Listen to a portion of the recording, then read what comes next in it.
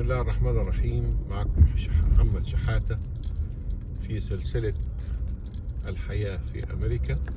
ده الفيديو 32. احنا النهاردة يوم السبت بالليل في الويك اند هنا في الداون تاون بتاعت مدينة هانينتون بيتش على البحر، عشان أوريكم بس نموذج صغير من الجانب الآخر من الحياة في أمريكا، وهو عبارة عن إيه؟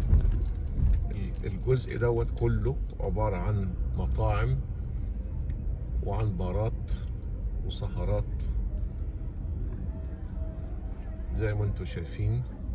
ده بار على تمة عينه، ده بار تاني، بارات ومطاعم بقى وعشاء. ودي الفسحة بتاعتهم دايما في الويك اند، يوم الجمعة ويوم السبت بتلاقي الكل بيجي يسهر علشان ايه؟ يهمبك ويتصاحب ويقابل، يشرب، يتعشى، يتفسح. كل منطقة أو كل حي بيكون فيه الداون تاون بتاعه اللي خاص بالمطاعم والبارات والنايت كلابس. يعني ما تلاقيش مثلا مكان مطعم في وسط البيوت، بيبقى كل مكان وهو خاص بيه. يعني الداون تاون بتاع كل مدينة ده خاص بالمطاعم والبارات والسهرات، عشان بيبقى فيه ازعاج ودوشة فما يزعجوش اي حتة يكون فيها منطقة سكنية. منطقة هانينتون بيتش ديت هنا هون على البحر. احنا هنا في منطقة اورنج كاوني، دي بتعتبر في الساوث او جنوب كاليفورنيا. لو خدتوا بالكم اللي في الوش ده على طول اللي هو العمدان المنورة ابيض ديت اللي بعد الاشارة، ده الممشى او ده اللسان بتاع البحر بتاع المنطقة هنا هون بتاعة الهانينتون بيتش. بيفضل فاتح للساعة 12 بالليل. في بعض الأحياء بتفضل ساعة يعني مفتوح 24 ساعة، وبعض الأحياء بتيجي الساعة 12 وتروح قافلة البوابة بتاعة اللسان دون بحيث محدش يخش تاني على ناحية البحر كنوع من الأمان يعني.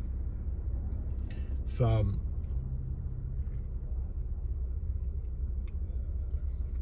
زي ما انتم شايفين الشباب رايح جاي، ودايما هي الحتة دي يعني أنا بحب المدينة ديت لأن مدينة حلوة وراقية. هي من إحدى المدن الحلوة اللي في أورنج كاوني، اللي هي منطقة هانينتون بيتش، وفي نيوبورت بيتش، في سيل بيتش. كل دول مناطق على البحر، لأن البحر ده يعني كاليفورنيا هي غرب الولايات المتحدة الأمريكية، وواخدة الساحل الشمال الغربي كله بتاع المحيط الهادي.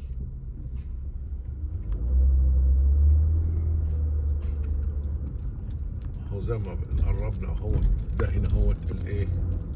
الممشى بتاع البحر. الجزء اللي على شمالنا ده كله هو البحر، وده الباركينج بتاع البحر. وزي ما قلت لكم ممتد بقى، يعني جاي من فوق لتحت. يعني خد من هنا مثلا لحد 500 مايل لحد ما يوصلك لحد سان فرانسيسكو. فكل ده البحر. انا بس ماشي بالعربيه، مش عاوز انزل دلوقتي على اساس ان انا ايه بوريكم اكبر مساحه ممكنه من المكان. هنرجع تاني للشارع اللي هو مين ستريت اللي هو بتاع الداون تاون بتاع هانينتون بيتش. وعلى فكره كل حي زي ما بقول لكم فيه منطقه الداون تاون بتاعته بتاعت المطاعم والبارات لازم يطلق عليه مين ستريت، اللي هو معنى ان هو الشارع الرئيسي بتاع الحي. يعني حتى تلاقي بعد كده الارقام 1 2 3 الشوارع ماشيه بالارقام بس البدايه كلها بتبقى من منطقه الداون تاون بتاعه اي حي لازم تلاقي فيه الداون تاون ده موجود فيه، اللي هو بيعتبر بيسموه المين ستريت. زي ما انتم شايفين العربيات كلها هنا هو راكنه من ستريت. كل ده خاص بالمطاعم والبارات اللي موجوده. كمان شويه هتلاقي العربيات البوليس واقفه في كل الاركان اللي موجوده هنا هوت، لان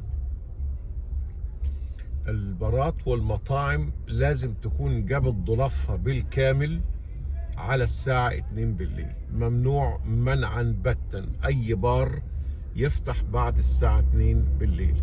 يعني من 1:30 يبتدي يخرج كل الزباين، بحيث 2 بالدقيقة يكون بابه اتقفل بالضبة والمفتاح. وممنوع منعا باتا ان اي واحد يدخل او يشرب خمرة. ممنوع منعا باتا ان اي مكان يبيع خمرة بعد الساعة 2 بالليل. ممنوع بيع الخمرة من 2 ل 6 الصبح. ده في عموم كاليفورنيا، ده قانون كاليفورنيا.